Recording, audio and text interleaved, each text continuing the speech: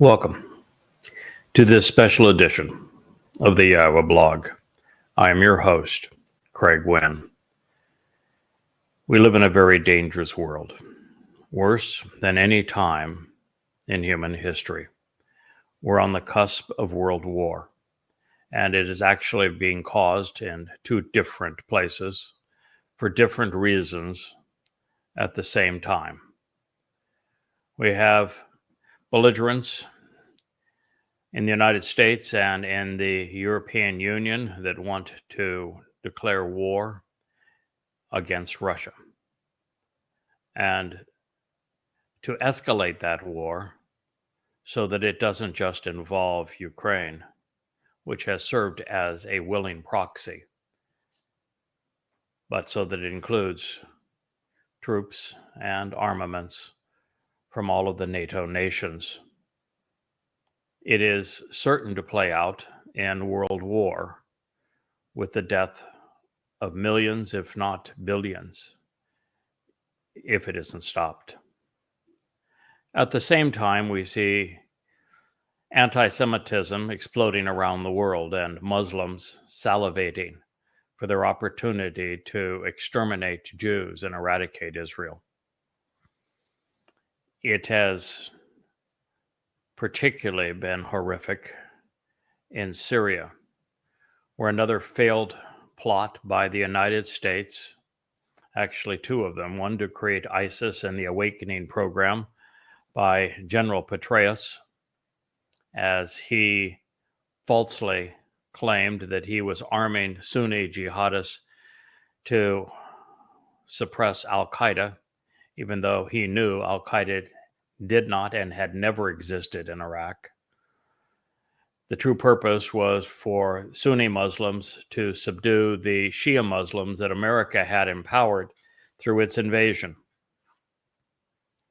And by arming them, they created ISIS. And over time, ISIS changed its name simply to IS, the Islamic State, and it is now ISIS again as it dominates Syria. And once again, a United States plot to use Sunni jihadists, although mostly the al-Nusra Front, to attack the Assad regime because Assad bought his weapons from Russia and not the United States, has failed. The United States, its CIA and State Department have long been involved in the overthrow of governments. And in the Middle East, it has always turned out poorly, with the removal of Saddam Hussein creating a far worse situation in Iraq, the removal of Gaddafi creating a vastly inferior situation in Libya, and now with the demise of Assad creating a horrific genocide in Syria.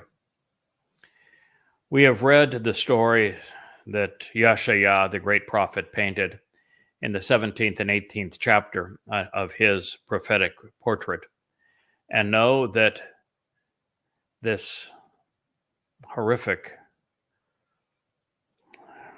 mass murder, Muslims killing Muslims, Muslim killing Christians in Syria, is going to end with the Muslims having no one to kill other than turning their attention on Jews.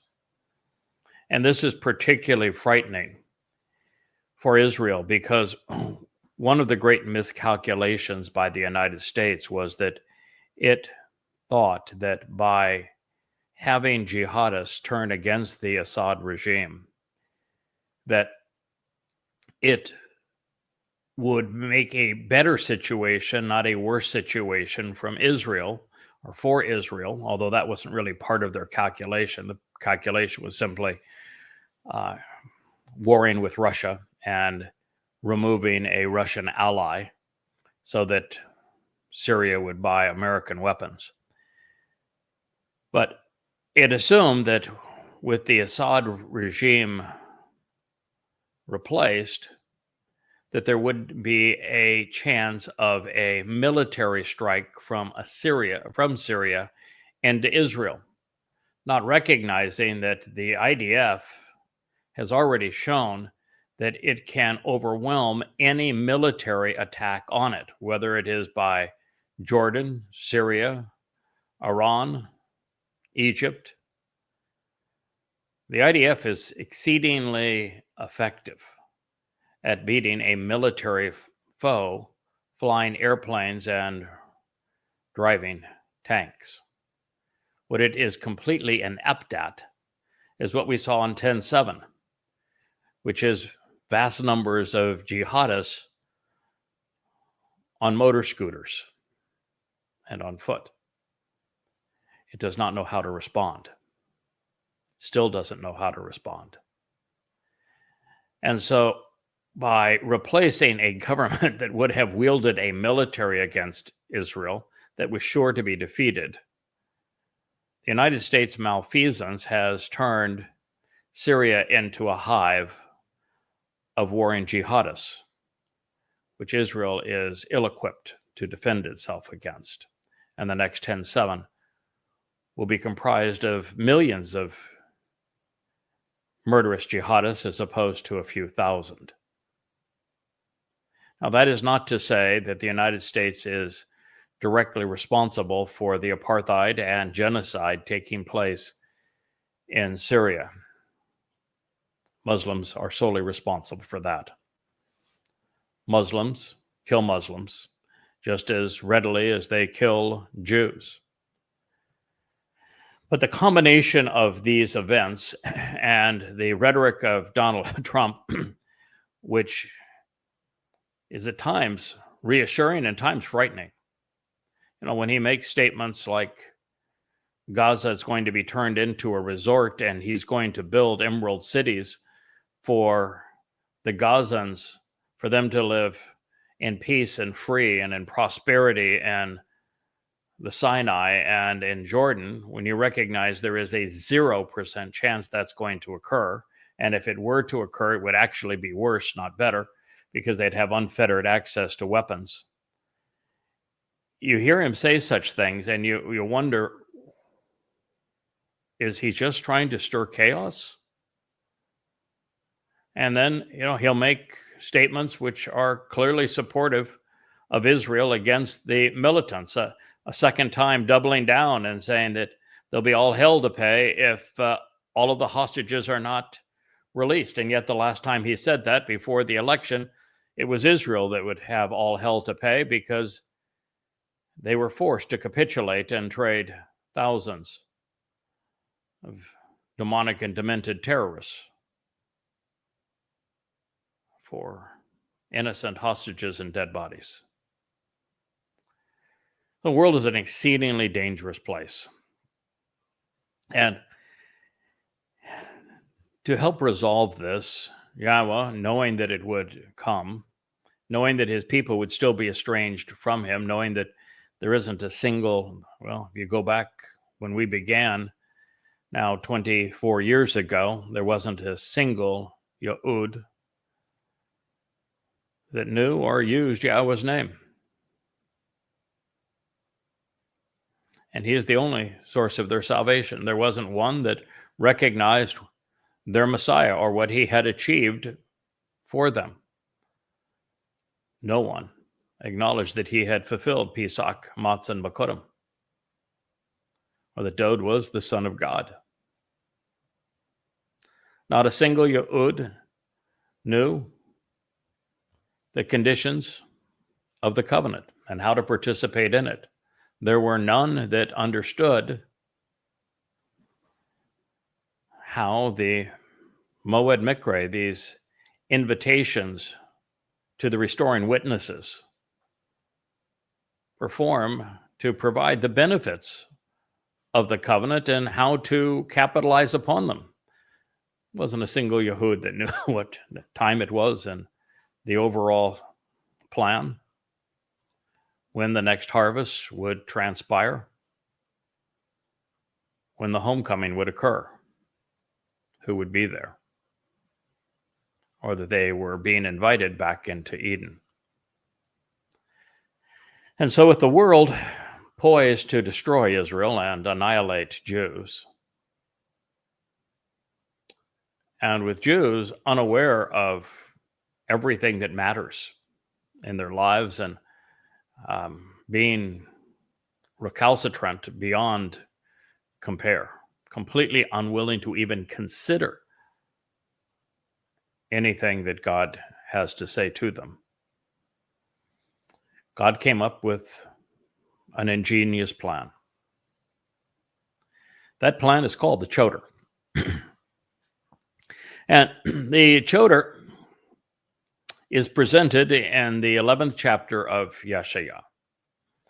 It is after 9.5 chapters of Yahweh denouncing his people over their propensity to be religious and political. And into this context, Yahweh presents the remedy. Now, this is an exceedingly unique solution from Yahweh, unlike anything in all of human history. There it is, presented right there in the midst of the great Isaiah scroll and the 11th chapter of Yeshaya, and yet not one person worldwide recognized what God was saying until now. Who would this Choter be? Why was Yahweh enabling him with 7 spirits, something that had heretofore never occurred before? Well, that's the story we're going to tell. So, coming to appreciate the implications of Yeshaya's presentation of the Choter is actually central to the survival of Yisrael and to the return of Yehudim. If I may be so bold, it is actually essential to the very survival of our planet. If God had not intervened in this way at this time, all life on earth would be extinguished. There's a lot riding on you recognizing who this man is and why he speaks for Almighty God on behalf of Israel and Yehudim, even for the benefit of every ethnicity on earth. This revelation is essential for the Choter to complete his mission against those that would harm his people. He must denounce political and religious belligerency and their assault against Israel, but also call God's people home at the same time. It is a job with dual purposes.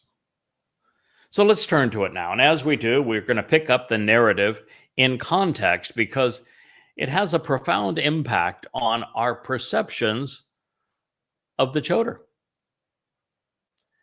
As it would transpire, this Choter is not only God's chosen implement to be para, which means to be fruitful and productive, but also for saraf, perora, for lopping off the non-fruit-bearing branches with divided loyalties, thereby removing those who are seen as contemptible by God.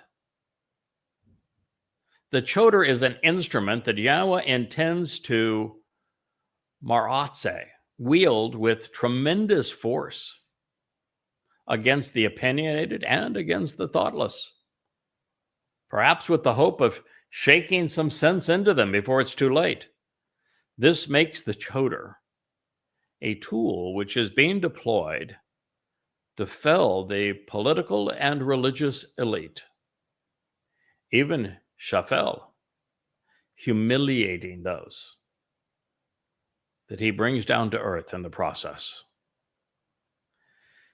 Therefore, in this context, it's hard to miss the stated implication that the Choter is ha-barzel, the hardened rod implement, an iron tool, and sharp axe, appointed to Nephal, to cut and cast down the Lebanon, the whitewashed ones who appear enlightened. That would be Satan and his minions. We read, behold, pay attention. Yahweh. Now, Yahweh is the proper pronunciation of Yahweh's name as Eloah, God, as instructed in his Torah guidance regarding his Haya existence of the vast array of spiritual implements, Saba, the upright pillar of the tabernacle, Edom, the upright one.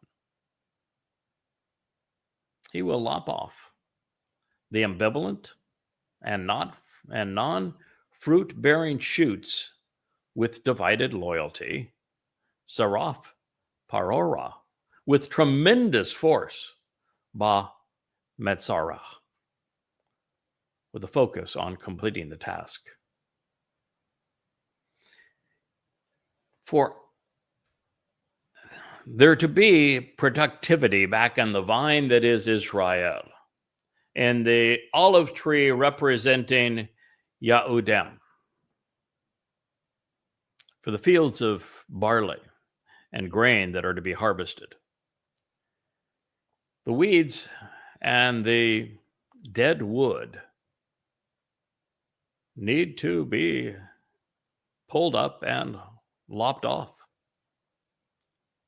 It's time to do some pruning, some hoeing. And so this is what Yahweh is revealing, that he is going to lop off the ambivalent, non-fruit-bearing shoots with divided loyalty, and he's going to do so with tremendous force. And then the ones who have risen to the highest levels, those who have been lifted up and exalted, will be cut down. So that that those in positions of power, as well as those who have an exalted view of themselves, the Gabora, will be brought down and humiliated, Shafal. You're going to be shamed. And then take us to the lowest possible place. This is Yeshaya, Isaiah 10:33. And this is providing the context for Yahweh's presentation of the Choter. So he will strike down the intertwined and twisted of the cultivated groves with the hardened iron rod and sharp cutting implement, Baha Barzel, with a divisive tool such as an axe. Then Lebanon, the white one appearing enlightened, will fall and be cast down by way of the mighty and majestic one. Yeshaya, Isaiah 10:34. For those who haven't spent a lot of time in the prophets, or who haven't had the opportunity to read my assessment of the non-prophet Ezekiel, what you may not know is that Yahweh uses Lebanon, as does the adversary himself, to describe the influence and the effect of the adversary. And so this Lebanon that is going to be struck down and cast down, the white one who appears enlightened, is the very God of religion. It's Hashem. It's Adonai. Jesus Christ. Allah. He is the one who, as the Lord, has positioned himself as a God in competition to Yahweh, using religion to babble, to intermix, and confound God's people. The mighty and majestic one can be one of two individuals. It is either a reference to the greatest man who ever lived, David, the returning king of Israel, or the mighty and majestic one, the Adir, is the awesome appearance of the beautiful and desirable one, which could also be a reference to Yahweh. Because either way, this man that Yahweh will soon, through Yeshaya, identify as the Choter, is the corporeal manifestation today of the Spirit of Yahweh. And so he will be the empowering force to conduct spiritual warfare against Hasatan. And in the process, the intertwined and twisted, entangled thicket that is choking out the life of God's people and precluding them from seeing the ground beneath that would otherwise have been receptive to growing a fertile crop of olives or grapes or grain will now be exposed because of this collaborative effort. Therefore, considering the context of this narrative, we find that the Choter is being deployed to forcefully lop off the unproductive branches with divided loyalties while shaking some sense into the opinionated and thoughtless. And that makes this man the tool deployed to fell and humiliate the political and religious establishment. The Choter is a hardened rod, sharp axe, wielded by God to cut down the impediments to growth so the tree of lives can be productive again. There will be a lopping away for there to be new growth, pruning, as every one who has ever tried to promote growth within a garden recognizes is essential. So in this context, we read, a Choter, a rod to purge and punish wrongdoing, as well as a shoot from a branch and a sucker from a stump or root, will be productive and fruitful. An individual, a Choter, used as a stick to fill the guilty, an implement to chastise the misleading, a stem or secondary branch, designed as an instrument to promote growth, while serving as a living entity delivering progeny,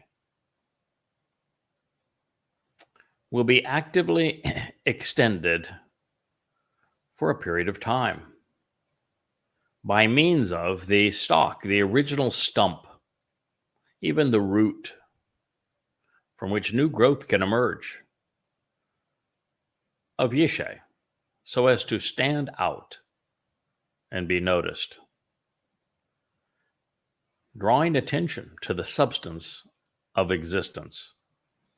As an observant branch, a secondary stem or shoot, which extends from the primary limb, a netzar, to be one who is observant, one who preserves by looking after, focusing on, and protecting.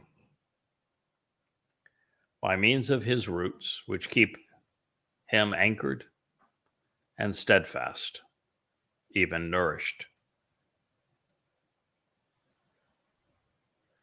such that he will continually bear an abundance of fruit, being productive while encouraging productivity in others. Parah. He is going to be a fruitful bowl, causing and enabling prosperity on behalf of successive generations. Powerful conclusion of Yeshaya 11:1. With this introduction from the conclusion of the 10th chapter of Yeshaya, we see the Choter both as a weapon and as an olive branch, a conduit for new life that the cudgel has been used to lop off the dead and decaying wood. He is the rod and axe Yahweh will deploy to cut down and punish his religious and political adversaries. At the same time, he is the shoot from the tree of knowledge and the sucker that will bring the fallen stump of Yisrael back to life. Make no mistake, the Choter is being presented as masculine singular. There is only one of him, and he is being deployed by God himself for this specific purpose. This may be the single most important pronouncement for our time. The verb yatsa used in this statement reveals that the Choter is being extended and actively deployed to draw Yehudim out of the religious and political corruptions of this world and unto God. He is conducting a second and final yatsa, an exodus from Mitzrayim, the crucibles of human oppression, out of Babel, the place where religion and politics were intermixed to confuse and mislead. Well, just as Moshe led the initial yatsa. Israel has fallen. God's people have ceased being productive members of the covenant family. To resolve this problem before it results in fruitless harvest, particularly during Shavuot, which is upcoming, followed by Teruah, the day of the herald. Yahweh is using this Choter to give the fallen stump of Yisrael new life. The roots will be productive again. And through bold prophecies like this, the Choter is sure to yeshe, stand out and be noticed. And therefore, he's going to be related to Dod. God has decided to yeshe, to draw attention to his existence, just as he did his beloved son. Yada may have wanted to remain anonymous, but Yahweh clearly has other plans, and Yahweh's choices prevail over man's. In addition to serving as a pruning axe to rid the world of invasive species and rotten branches, and more than the rod of divine punishment, the Choter is presented as a Netzir. He is an observant branch. This means that he is a secondary stem extending from the primary limb to absorb as much light from the sun as possible. Further, since Netzir is from Natsar, to observe, to watch over, to preserve, to closely look after, to focus on and protect, it's very similar to the title Nakar, observant foreigner, which Dod's son Solomon used when telling his people prophetically that in the last day there would be a Nakri to whom they should listen to return back home. Yahweh's Choter is deeply sheresh. He's rooted, such that he is properly anchored, he is nourished, fruitful, and steadfastly productive. Israel can be assured that he will never be pushed aside or blown away. He is firmly established for the duration of this mission.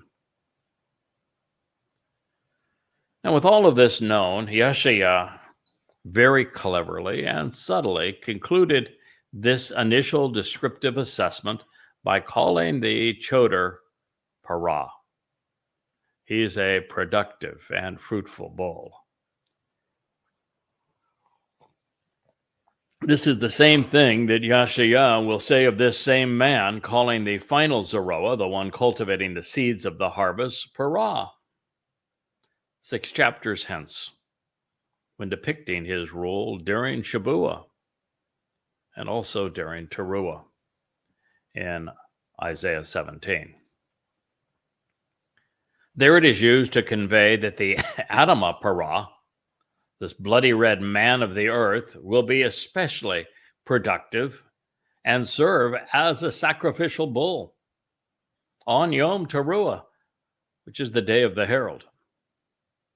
And by doing so, the great prophet was introducing us to the man from Edom, who in red attire saves many in the end, making it obvious that the man who wrote the textbook on proper chotering knew that he would equate the Adamah Parah with the Zeroah, also in the 63rd chapter of Yashayah, which is something we will review as we continue to progress in our understanding of the mission and the person that Yahweh has enabled.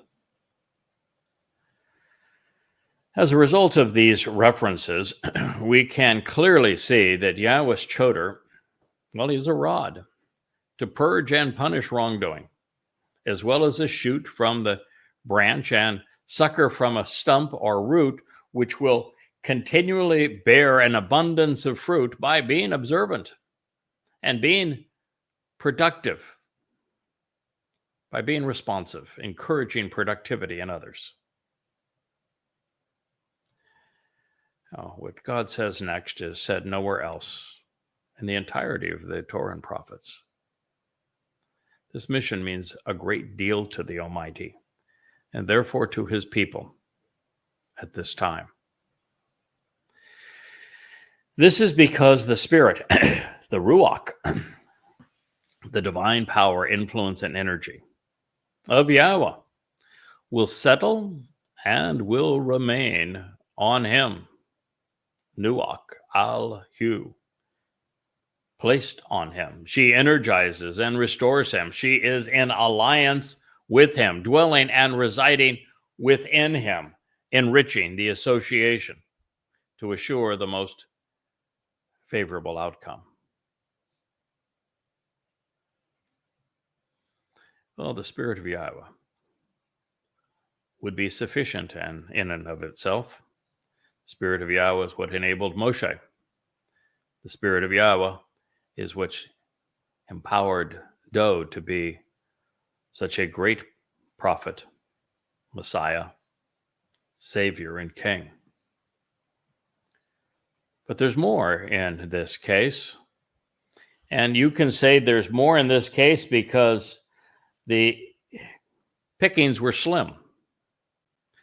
That by the time we reached the end, mankind had degraded to the point that the best Yahweh could find would need 7 times more than was previously required to accomplish the mission.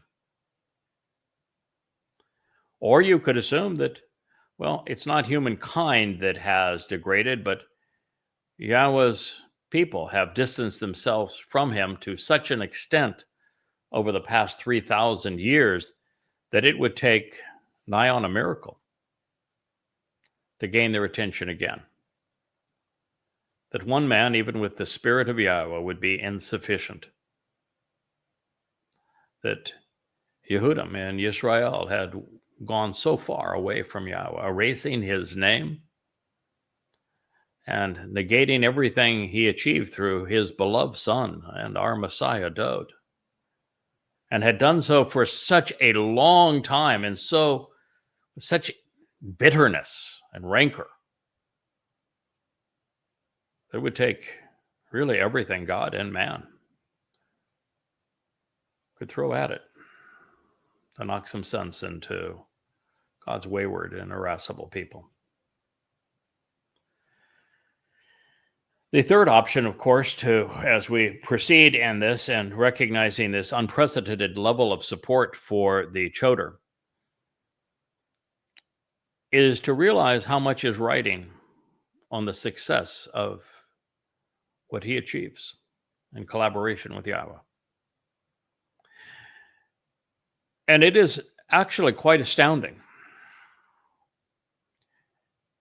Had Yahweh not empowered the Choter in this way, and had he not been receptive and performed as requested, there would be no Shabuah harvest, no Teruah gleaning, no homecoming on Yom Kippurim, no return to the garden on Sukkah. And if Yahweh and his son Dod did not return to the planet, all life would be extinguished, and Satan will have prevailed. This is what's at stake. And should you think that is hyperbole, then I would ask you to please consider the fact that from the time of Dod to now, other than a handful of prophets, the last of them 2,500 years ago, there isn't a single Yahud that knew or spoke Yahweh's name. There wasn't a single Yahud that recognized what Dod, as the Messiah and Son of God, had achieved on Pesach, Matzah, and Bikurim. There was not a single Yahud that could articulate the conditions to participate in the covenant. Not one Yahud knew how to capitalize on the Moed Mikre, these invitations to the restoring witnesses. There wasn't a single Yahud that knew what time it was and when the final four Moed Mikre would be fulfilled, or how to benefit from them.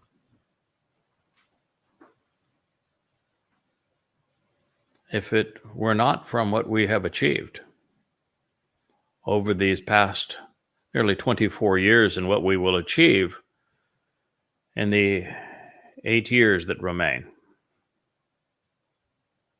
life would have been extinguished on our planet, and the remaining prophecies of Yahweh would have gone unfulfilled. So God is equipping his Choter with some exceptional characteristics. In addition to the Ruach of Yahweh that will settle and remain upon him, we read that the Spirit, the Ruach, providing the capacity to comprehend and then teach, will contribute to. That is Chokmah. Chokmah is the mental aptitude and wisdom to learn and then instruct, to grasp the essence of the issue, and to communicate reasoned conclusions and valid perceptions intelligently, wisely providing the technical expertise to be discerning and then to educate.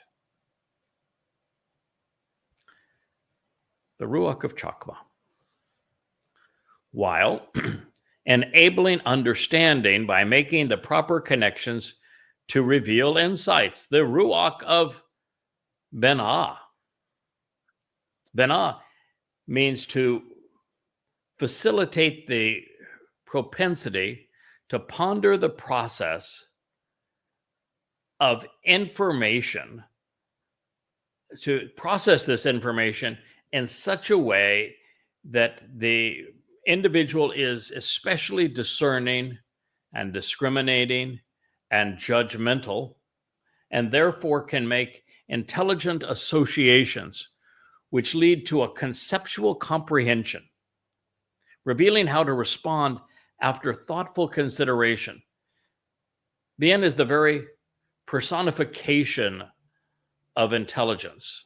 It speaks of making the connections between things to find the patterns and the common denominators,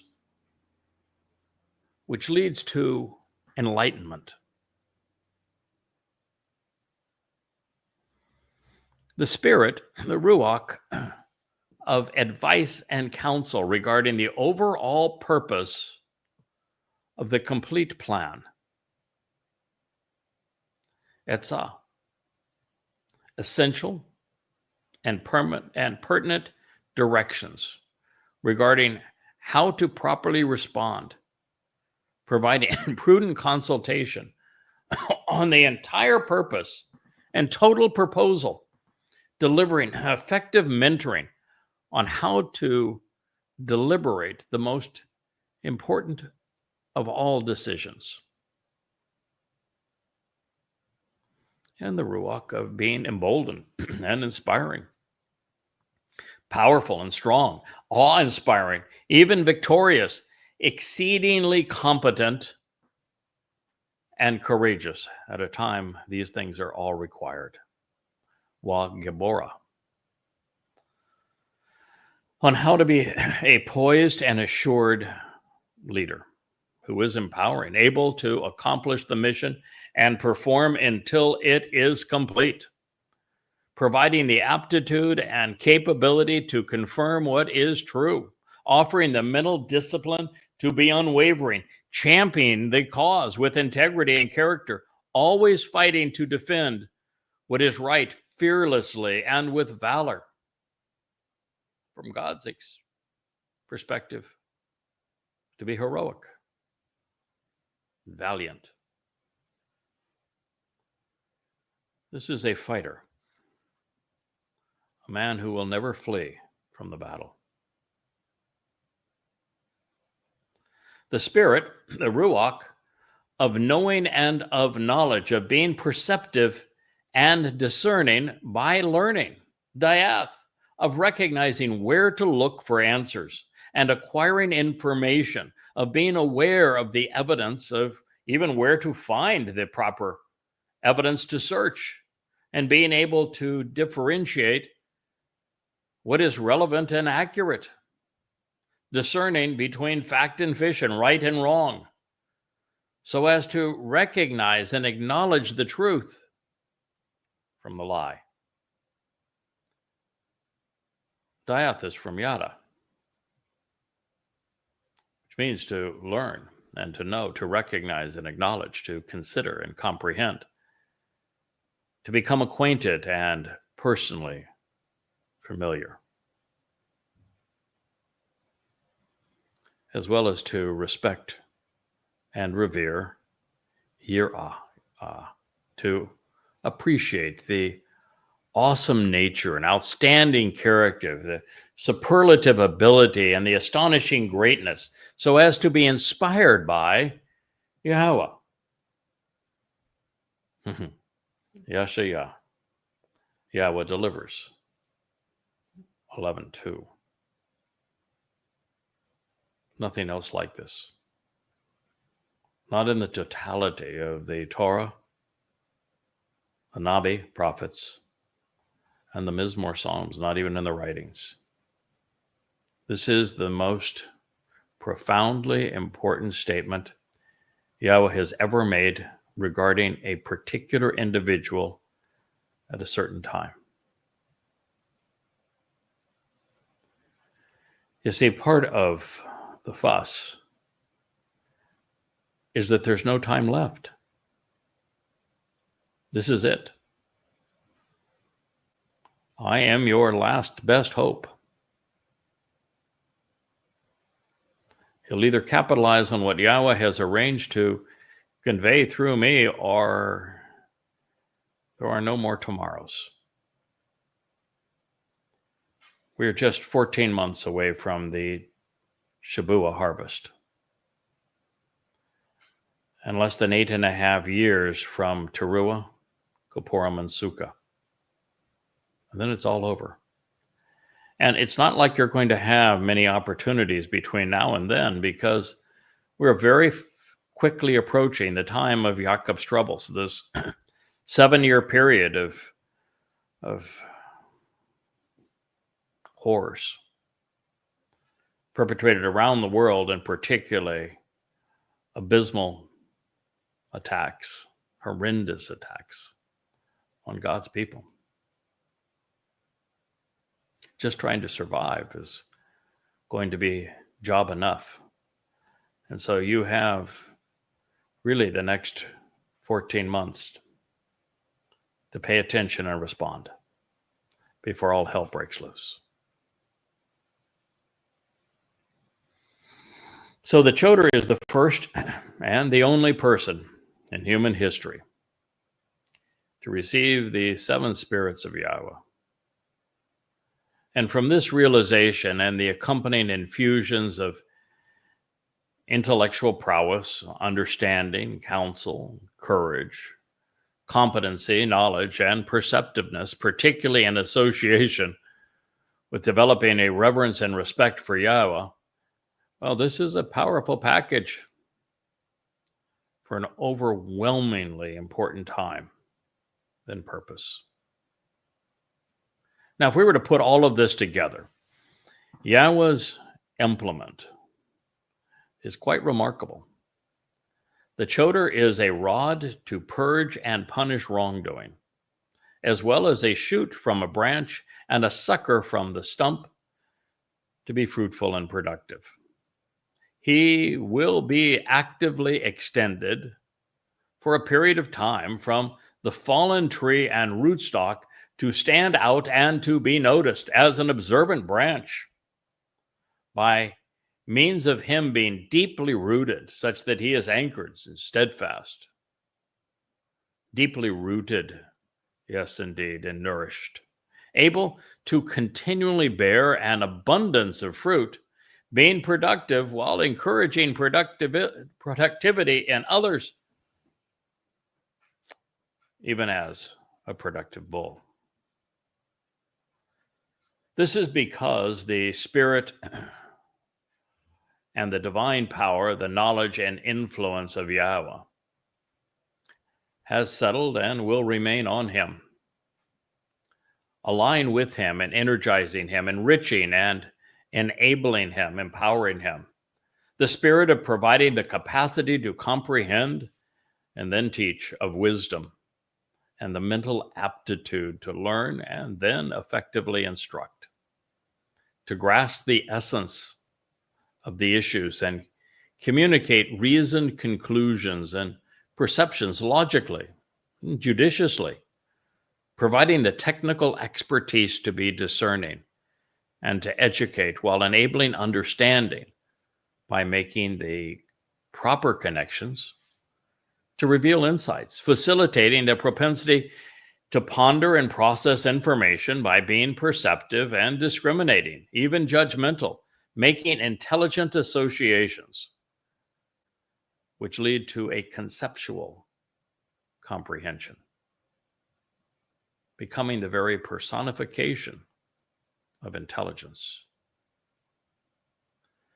The spirit of advice and counsel regarding the overall purpose of the entire plan, cognizant of the pertinent directions regarding how to properly respond, providing prudent consultation on the purpose of the proposal, delivering mentoring on how to deliberate relevant decisions, and of being enormously emboldened and inspiring, a powerful and strong voice, awesomely victorious, exceedingly competent, and courageous, being a poised and assured leader who is empowering, able to accomplish the mission and perform until it is complete, providing the aptitude and capability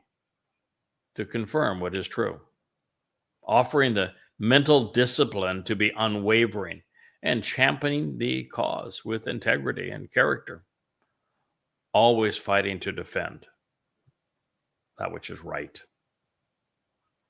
fearlessly, with valor and heroism.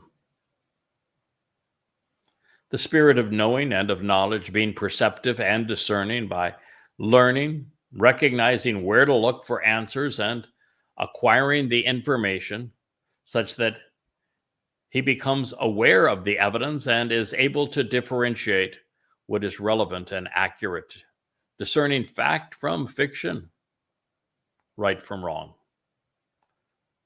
recognizing and acknowledging the truth as Yada, so as to respect and revere, appreciate, and be inspired by Yahweh. Well, one does not need to speculate to determine that Yahweh prepared this man, his Choter, for one of the most essential missions in human history, or that God was assuring that this collaboration would succeed by being wise and judicious, insightful and cogent, intelligent and effective, bold and steadfast, poised and assured, disciplined and unwavering. This man will learn the answer, and then he's going to share it. And beyond all else, he will love and respect Yahweh above all names, reintroducing Yahweh's name to his people, being sure that they know it. As a result of this, God affirms that his Choter will respond when called, and his profound respect for Yahweh's name will be paramount, motivating him to reintroduce Yehudim to the very God whose name they have erased. Additionally, by accepting the offer and responding appropriately, he's going to be perceptive, Rayach, you. His acceptance and perceptiveness, his nose for the truth, his willingness to respond and supply answers after his virtual meeting will be pleasing, bringing him exceedingly close with regard to developing a profound admiration and respect for Yahweh. All of these books, all of them behind me, this entire library, as we broadcast the Yahweh blog from this library studio, and all of the books at yadayah.com, all freely offered to you. 20,000 plus pages of material, 35 volumes, all free, and all written under the name Yada Yahweh. To know Yahweh, to be familiar with Yahweh, to acknowledge Yahweh. It is the core of our mission, because it is only when Yah's people come to respect him and his name again, and they incorporate his name into their lives and stop erasing it, that there will be any hope for this final remnant. The first step to knowing God is to acknowledge his name. And his name is Yahweh, something that Yahweh enabled me to recognize and prove, then share over 20 years ago.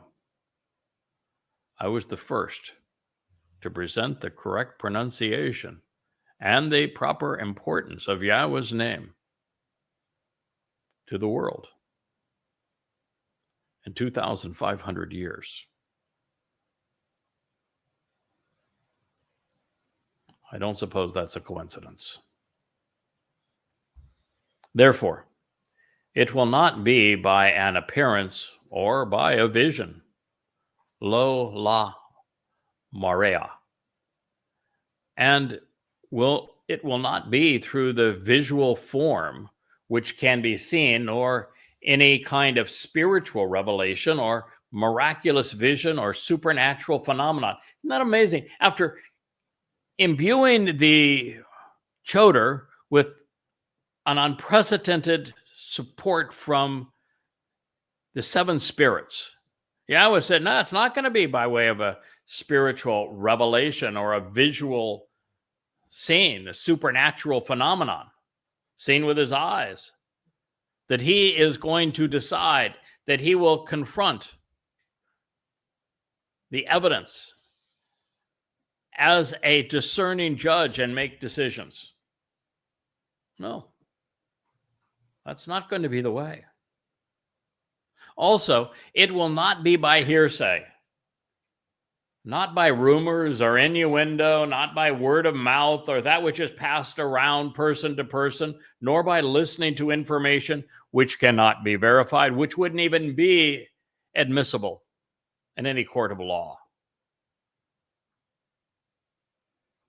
It's from my to question and Shammah listening, heard with his ear, that he will make judgments or prove his arguments, that he will offer advice or resolve disputes, that he will make decisions regarding vindication or hurl his accusations, even chide those who disprove.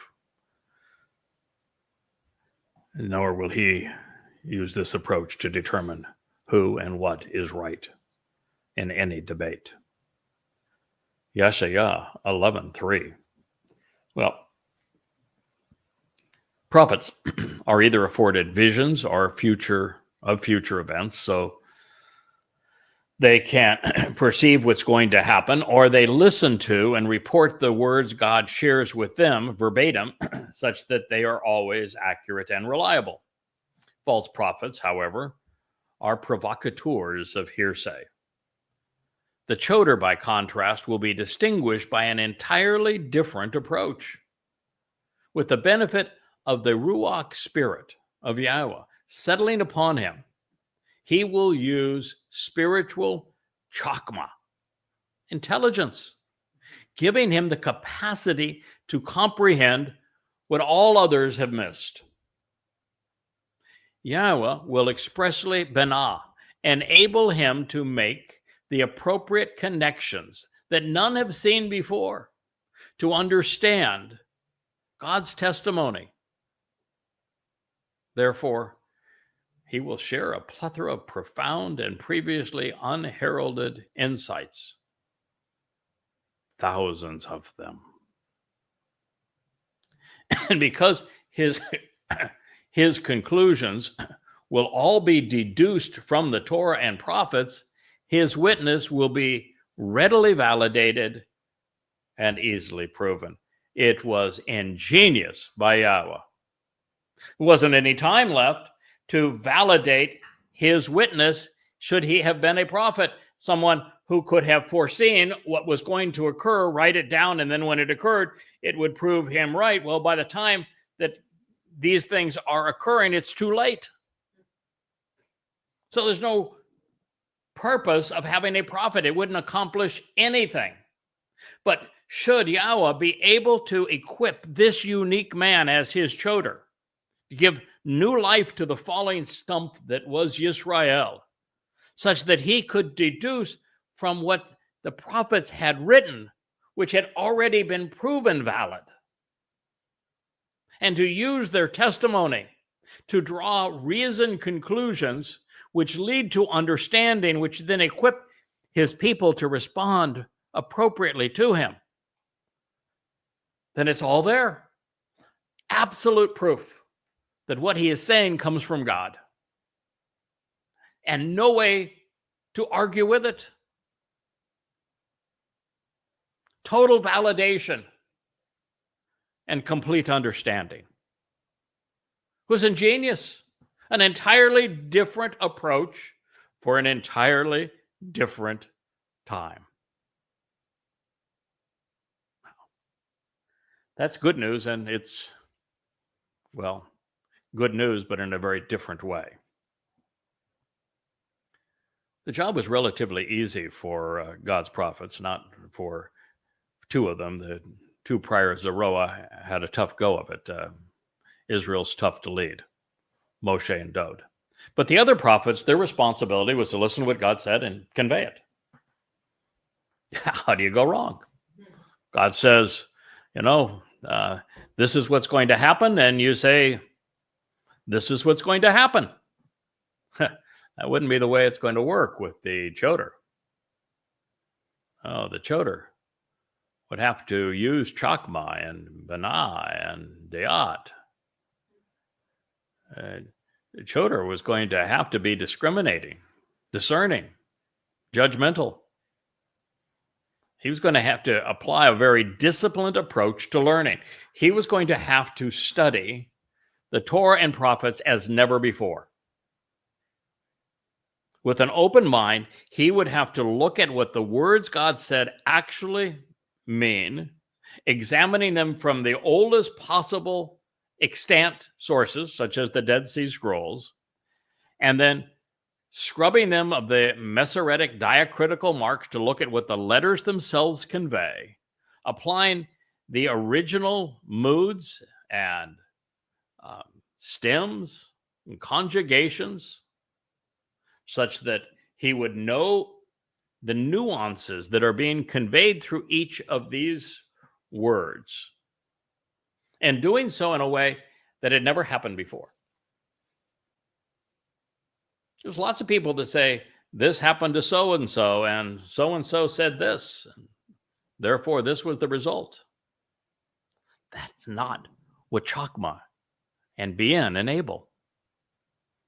What Chakma and Ben enable is that this man would uniquely be able to look at the totality of the fabric that Yahweh has woven together with these threads comprised of his words, and to put the frame of the overall picture that God is painting for us in the proper place, such that all of the hues and colors that God has conveyed are not only properly presented, but they're all appropriately connected, so that you would understand the connection between the Bereth and the Mikre, between Dod and Pesach and Matzah, as well as Bikurim, between the benefits of the covenant and the means to receive them, between the dress rehearsals and harbingers of things like Pesach, Matzah, Bikurim, and Shavuot, and the fulfillment of these events, such that you could look at what happened in the past to explain what's going to happen in the future.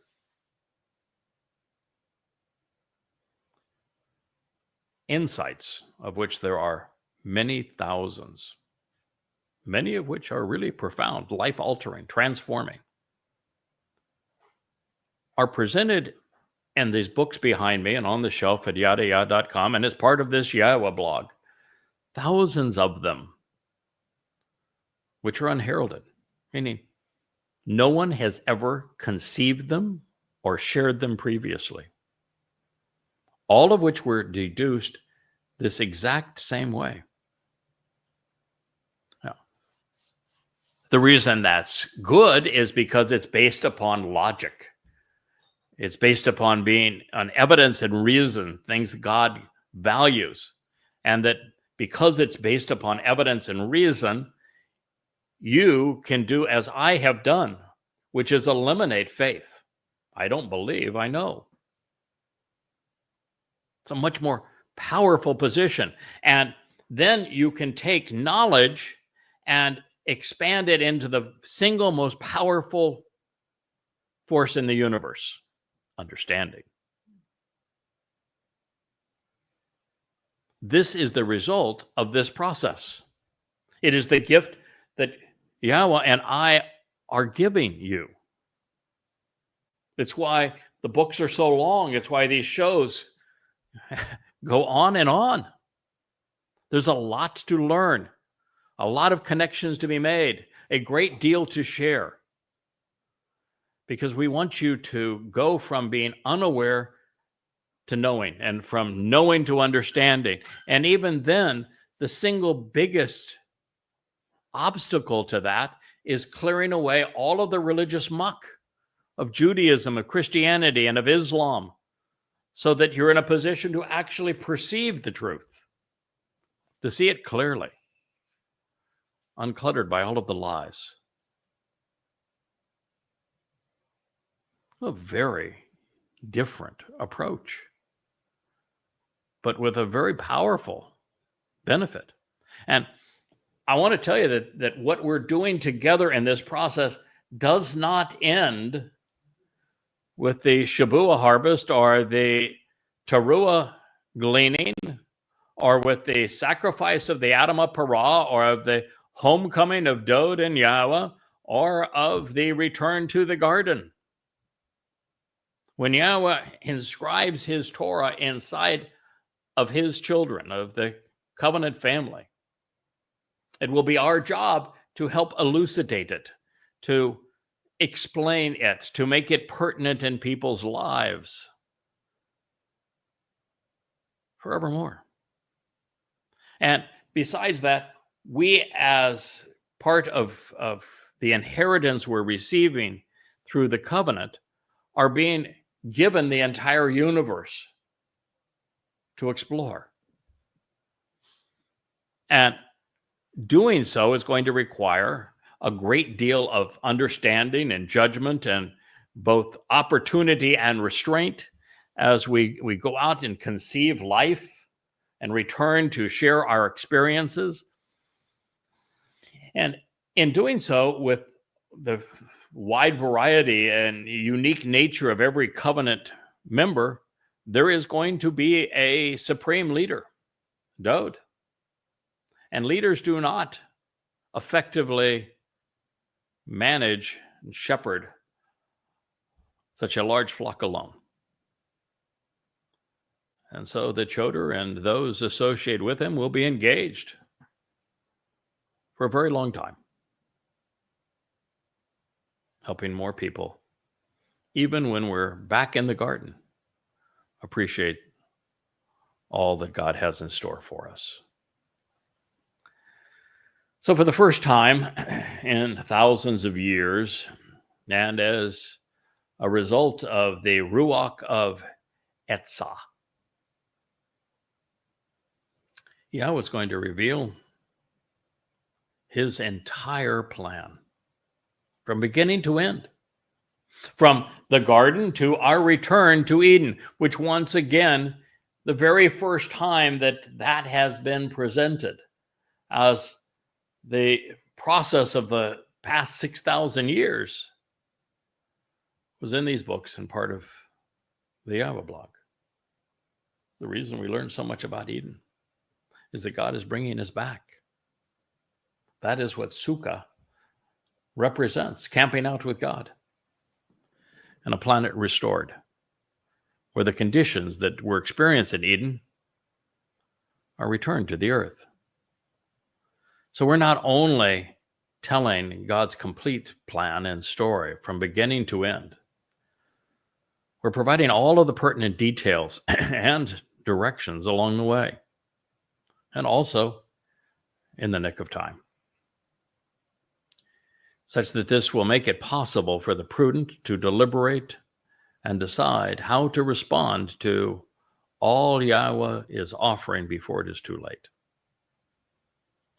And since this message will be contrary to what his people have been led to believe, in fact, what the whole world has thought to be true.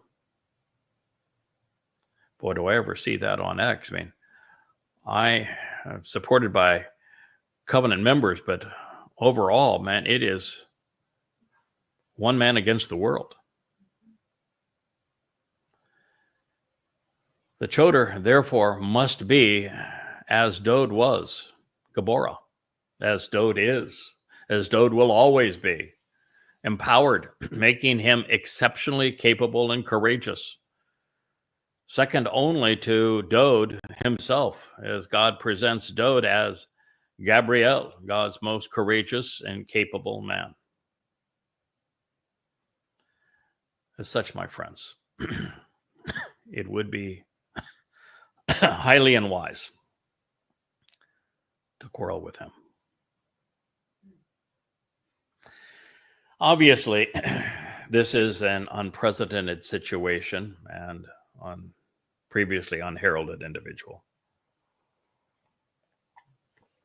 So there is much more said about the Choter. Yahweh wants his people. He needs his people to recognize him and to benefit from what his seven spirits communicate through him. So still addressing his chosen implement, Yahweh reveals that this man will be exceedingly judgmental. He will be accurate and forthright, especially regarding opening the door to understanding. He will be logical and advancing sound arguments, conveying the truth right out in the open for all to see. In a world dominated by the duplicitous and irrational, he's going to be the lone exception, making his arrival obvious for those whose eyes are open. He will exercise good judgment, washafat. He will decide, judging and adjudicating the matter, arguing to resolve the disputes. And do not think for a second that Shaphat was just loosely tossed in here. You know what Shaphat means? He's going to judge. Remember how Yahweh led into this that said that he's going to be the rod of divine punishment? This job entails far more than what I had previously recognized, certainly more than I signed up to be responsible for. But the Choter is the one through whom God delegates judgment. And you might say, oh, no, come on, it cannot be. God's the ultimate judge. God doesn't do anything alone. Anything that he can do through one of his chosen implements, he does.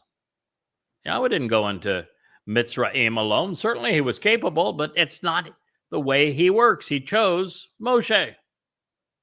God could have unified Israel, protected it from the pesky Philistines, could have revealed wonderful songs for us to release his spirit on humanity at large until the very, very end, instantly before his return. But prior to that, he is going to pour out his seven spirits on a single individual because he's going to work through him, just as he has in the past, as he will in the future. And this man is the man through whom he's going to execute judgment, both beneficial and, well, not so much so. I don't really kid around, but I say on X quite often that when somebody says something that is exceptionally hostile to human interest and particularly to God's people, and people are lashing out against him, I said, not to worry. I have confirmed his reservation in hell. It's true. Don't let me confirm yours. I also, as the judge, have been granted the authority to reward. No. I am mandated to act within the authority of Yahweh. And when acting in the authority of Yahweh, I will do as Yahweh wants. That's my whole life. I tell you what Yahweh wants me to tell you. I think as he wants me to think. I will act as he wants me to act. I'm not going rogue, although I'm rogue among men. So there's nothing I'm going to do that will be counter to what God would do. It's just that he's going to implement judgment through his Choter, and that would be me.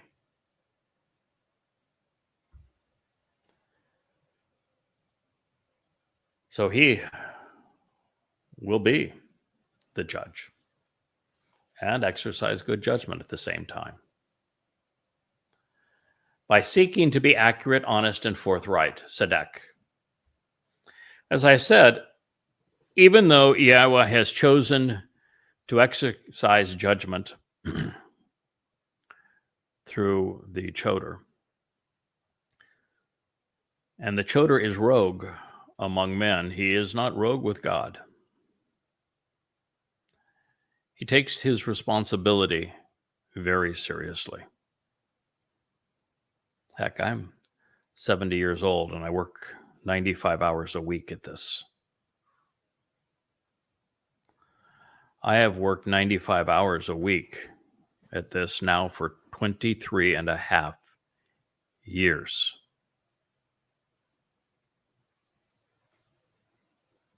I, more than anyone in our time, have worked to be right, to be accurate, to be honest and forthright, to be fair and correct, in accord with Yahweh's will, his intent, his message, his words, his decisions, his overall plan. I've sought to avoid any inconsistency or conflict with the standard that Yahweh has set.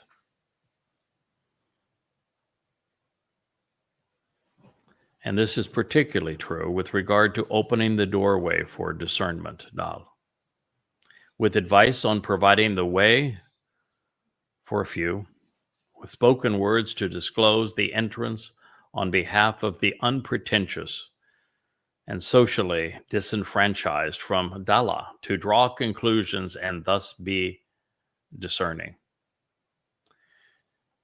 Do you know who opened the door to life? Who opened the door to Yahweh's home? It wasn't me. It was my king, Dode. Dode opened the door to life on Passover. And I'm the first to be right about what he volunteered to do on our behalf and to share it with you. Yes, I'm the first in human history, since Dode himself discussed it with Yahweh, to tell you that Dode is not only the Messiah and Son of God, not only the former but returning king of Israel, but that in his second of three lives, Dode fulfilled Passover, matzah, and unyeasted bread, opening the doorway to life, taking our guilt on his soul into Sheol to deposit it there, never to be seen again, thereby perfecting us so that we could follow him as Bekurim, firstborn children, adopted into the covenant family, inheriting all that God has to offer, being enriched and empowered by him, so that we are prepared to take the journey of a lifetime on Shabuah and be enriched again as we leave the constraints of the physical and material world and enter the seventh dimension as energy-based beings comprised of light. No one, not in 3,000 years, has understood this or shared it with you. The most important discovery in human history. Dode, David, the Son of God, and our Messiah, the returning King, opened the doorway to life. It goes on. It says he will provide proof using sound arguments. Yakach. He will use evidence and reason to decide, to judge, and to correct, to engage in dialogue, to resolve disputes while also being critical, accusing and condemning, making the case to either vindicate or convict.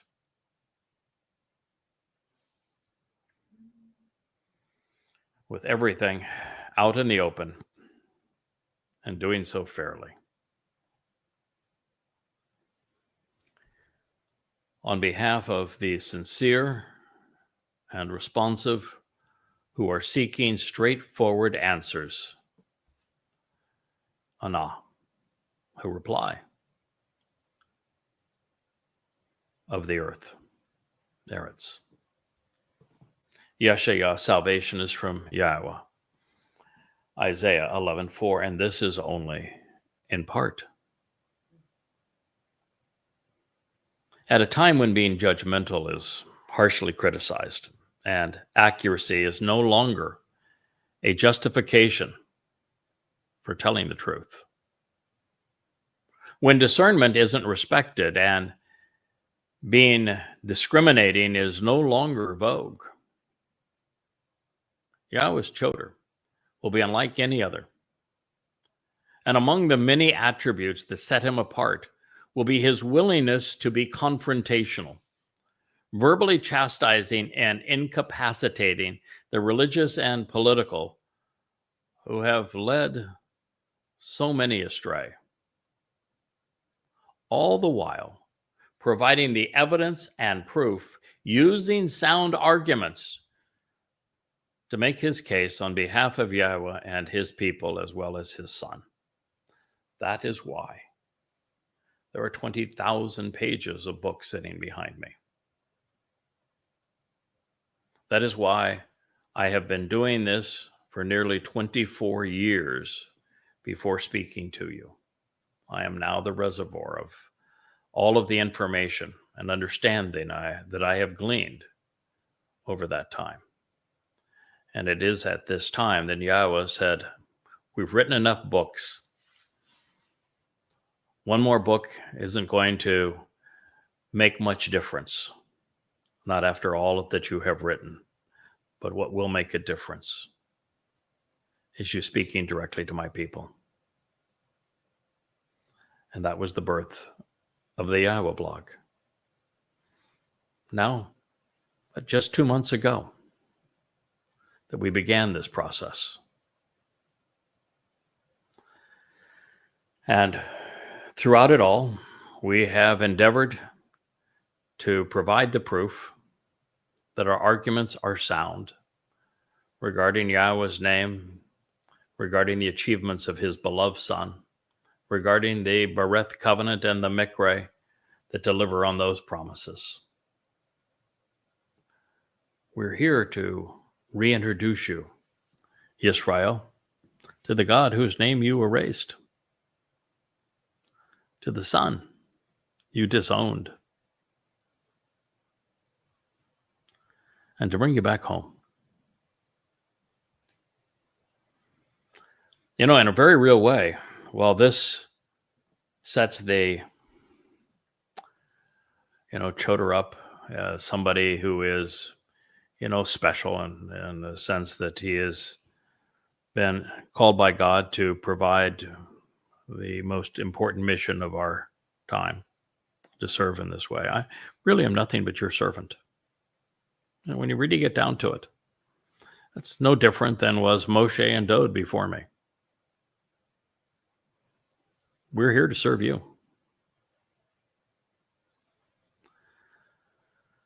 But that service is not always pleasant.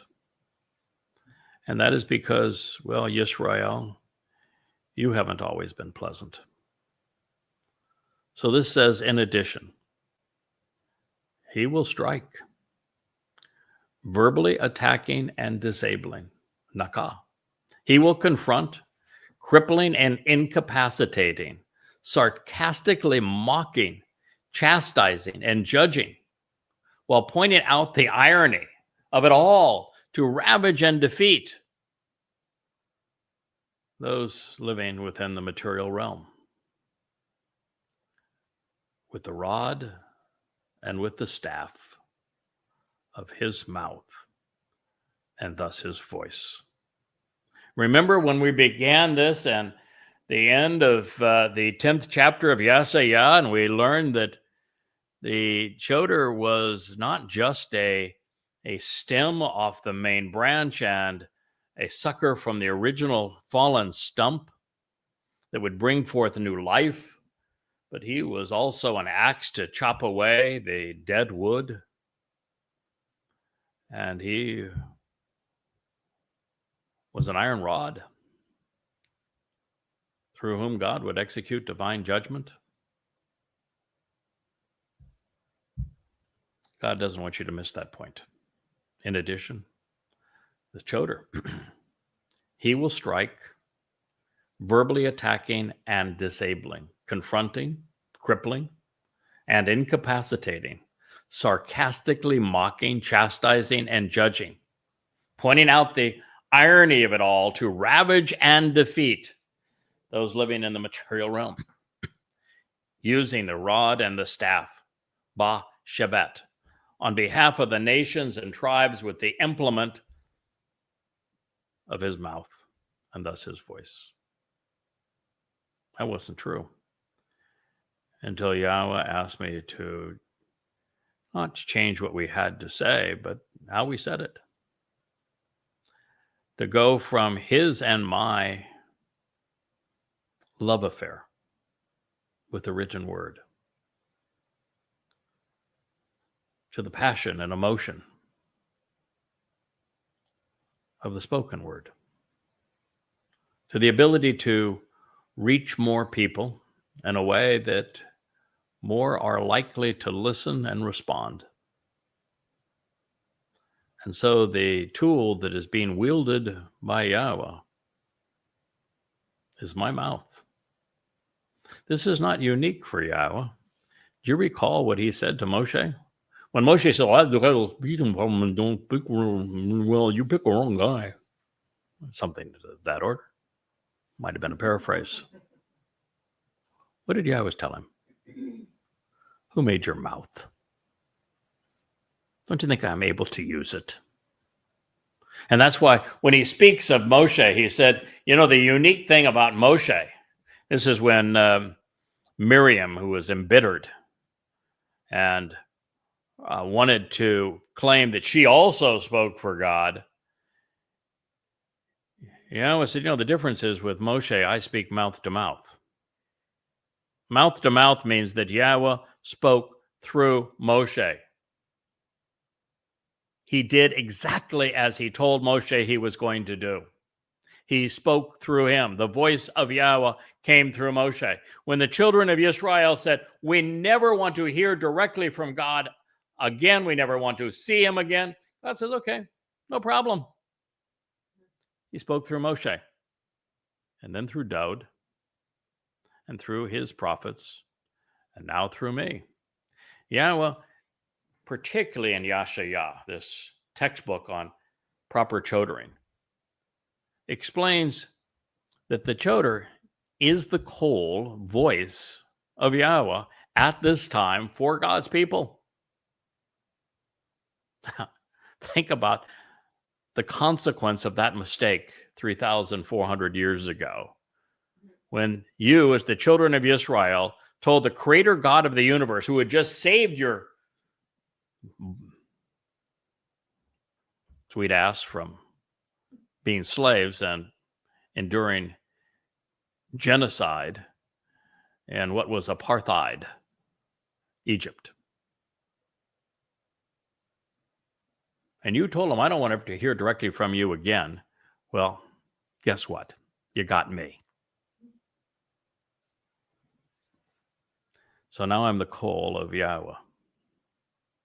Because the choter is going to strike and verbally attack. He is going to disable, confront, cripple, and incapacitate, sarcastically mocking the political and the religious, those who are misleading Israel, with the rod and the staff of his mouth and thus his voice. That's an interesting word, Shabbat, because it has so many implications. It speaks on behalf of the nation and the tribes of Israel. It speaks of the staff of a shepherd that protects and guides and walks with the sheep. And it speaks of the rod which is used to execute divine punishment, to beat some sense into people. It continues with, and this will be our concluding comment. on this introductory program on the Choter. And with the spirit, the ruach of his lips and resulting language, he will devastate the Rasha, the wicked and wrong, the godless, those whose thoughts, words, and deeds are criminal and evil, those deserving condemnation for violating the standard, the guilty of creating disunity and disharmony.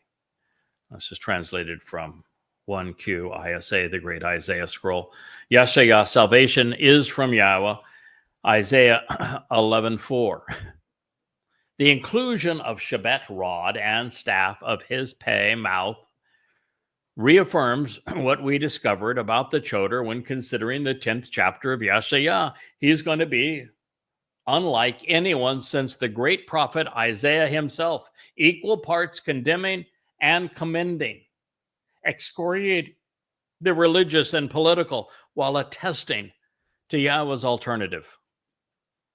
He is both rod and staff to purge and punish wrongdoing and to be productive and fruitful, leading Yahweh's flock home, providing vibrant new life for the stump of Israel. Yes, the Choter will be like the prophets in this way. Every one of them, including Moshe, spent an equal amount of time chastising, condemning, excoriating the people's propensity to be religious and political, because these things preclude an association with God, while at the same time sharing Yahweh's approach through the Torah, the Berith covenant. Torah means teaching and guidance. The Berith covenant, which is the family relationship agreement, implemented through the Moed Mikre, these invitations to participate in the restoring witness, to meet with God, as enabled directly by Yahweh's firstborn, his Bakor, Dod, our Masayak and Melech king, Messiah. These things he will share with the rod and staff of his mouth, and it is the very spirit of Yahweh whose message will proceed from his lips and resulting language as he devastates the wicked and the wrong, eliminating them. Yeah, he is used both sides here. That will be profoundly important when he returns to speak alongside Eliah from the Temple Mount. And by the way, we're going to get to the point where the statement that I have made many times that the Temple Mount will be cleansed of the hideous boil and gory scar that currently sit atop it and the Dome of the Rock and Alaska Mosque, they will assuredly be gone. But when we're there, we'll spend as much time sharing the truth about how to participate in the covenant and capitalize upon the Moed Mikre and come to know and embrace Yahweh and his beloved son Dod, as we will spend excoriating the detrimental consequence of religion and politics. It's, I know, difficult for many listening who are Yehudim to process, but the greatest impediment to them knowing God now is not Christianity or Islam. It's Judaism. And so we will speak out against the rabbis. We will condemn them for the benefit of the covenant family. So I thank you for listening. I look forward to presenting the second installment of this series on the Choter. I have translated and commented on well over 100 pages in my preparation for this. We are really just beginning the process. I don't have my page numbers here before me, but I think we're probably 5 or 6 pages into what will be an extraordinary voyage into this time and mission and all that God wants his people to know so that they can come to know him again and live forever as part of his family. So thank you for listening and being part of the Iowa blog. I am your host, the Choter, Craig Wynn.